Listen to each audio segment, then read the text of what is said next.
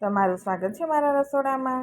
આજે આપણે ભર્યા વગર જ ભરેલા ભીંડાનું શાક બનાવીને તૈયાર કરીશું। તો એના માટે મેં અહીંયા 250 ગ્રામ ભીંડા લીધા છે। ભીંડાને ધોઈ એકદમ સરસ કપડાથી લૂછી અને ચોખ્ખા કરી લીધા છે।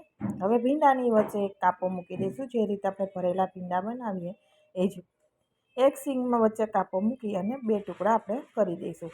આ રીતે આપણે બધા જ ભીંડા છે એ સમારીને રેડી કરવાના છે। વચ્ચે કોઈ કીડા વગેરે નથી ને સડેલા ભીંડા એ ચેક કરી લેવાનું। હવે બધા ભીંડા આ રીતે સમારી અને મેં તૈયાર કરી દીધા છે અહીંયા। તો એકદમ સરસ આપણા ભીંડા તૈયાર થઈ ગયા છે। હવે આપણે શાકનો વઘાર કરી દઈએ। તો ગેસ ઉપર પેન રાખી અને પેનની અંદર આપણે 2 મોટી ચમચી 2 થી 3 ચમચી જેટલું આપણે તેલ નાખી દઈશું। હવે તેલ થોડું ગરમ થાય એટલે આપણે એની અંદર ચપટી જેટલી હિંગ અને હળદર નાખવાના છે। પછી આપણે જે ભીંડા સમારીને રાખ્યા છે એ નાખી દઈશું અને ભીંડાને એકદમ સરસ રીતે સોફ્ટ થાય ત્યાં સુધી આપણે સાતળવાના છે। એટલે ગેસની ફ્લેમ અત્યારે આપણે મીડિયમ રાખવાની છે। તો આ રીતે સતત આપણે ચલાવતા રહીશું જેથી ઉપર નીચે ભીંડા સરસ રીતે કૂક થઈ જાય અને ચીકણા પણ નથી રહેતા। તમે જો આ રીતે એક્સ્ટ્રા ભીંડા તેલમાં શેકી અને કોઈ પણ શાક બનાવશો ને તો તમારા શાકનો સ્વાદ ડબલ થઈ જશે અને બીજું કે શાક ક્યારેય ચીકણું નહીં બને। હવે આપણા ભીંડા સરસ સોફ્ટ થઈ ગયા છે, તમે જોઈ શકો છો। હવે આપણે એને તેલમાંથી બહાર કાઢી લઈએ। તેલમાંથી આપણે એક પ્લેટમાં કાઢી લઈશું। તેલ બાકીનું છે વધારાનું એ નિતારી દેવાનું છે સેમ પેનમાં આપણે એનો વઘાર કરવા માટે। તો આ રીતે શાક આપણે બનાવવાથી સરળતા પણ રહે છે અને ચીકણ બિલકુલ રહેતું નથી। ઓછા તેલમાં શાક બનીને તૈયાર પણ થઈ જાય છે। હવે સેમ પેનમાં જ આપણે હવે વઘાર કરી દઈએ। તો ફરી આપણે હિંગ નાખીશું અને જીરું નાખીશું અડધી ચમચી જેટલું। હવે તમને લસણ પસંદ હોય તો લસણની કળીઓ અને લાલ મરચું ટીચી અહીંયા શાકમાં વઘારમાં તમારે નાખી દેવાનું। લાલ મરચું જ્યારે નાખો ત્યારે ગેસની ફ્લેમ લો રાખવાની।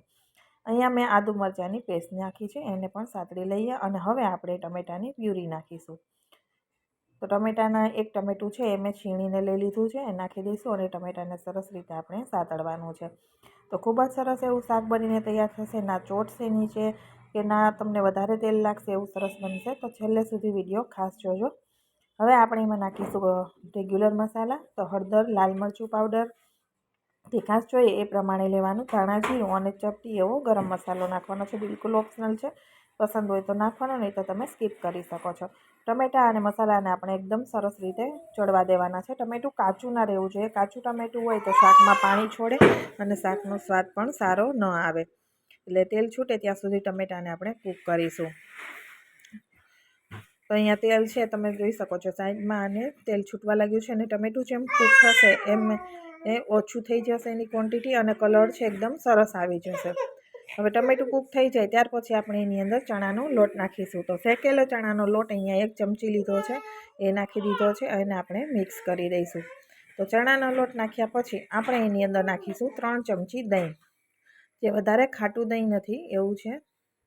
મોટી ચમચી હોય તો 2 ચમચી જ નાખવાનું। અહીંયા દહીં નાખી અને આપણે સરસ રીતે એને સાતળી લઈશું। દહીં નાખવાથી તેલ એકદમ સરસ છૂટું પડી જશે અને શાકનો ટેસ્ટ વધારે આવશે।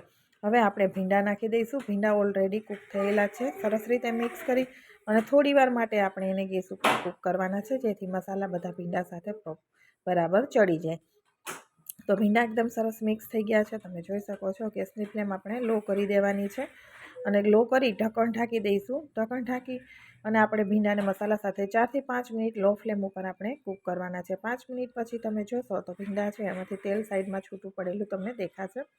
હવે આપણે મીઠું નાખ્યું જ નથી, તો ત્યારે સ્વાદ પ્રમાણે આપણે છેલ્લે મીઠું નાખી અને મિક્સ કરી દઈશું અને થોડી વાર માટે ફરી રહેવા દઈશું, એટલે મીઠું છે એ બધા સરસ મસાલા અને ભીંડા સાથે ચડી જાય।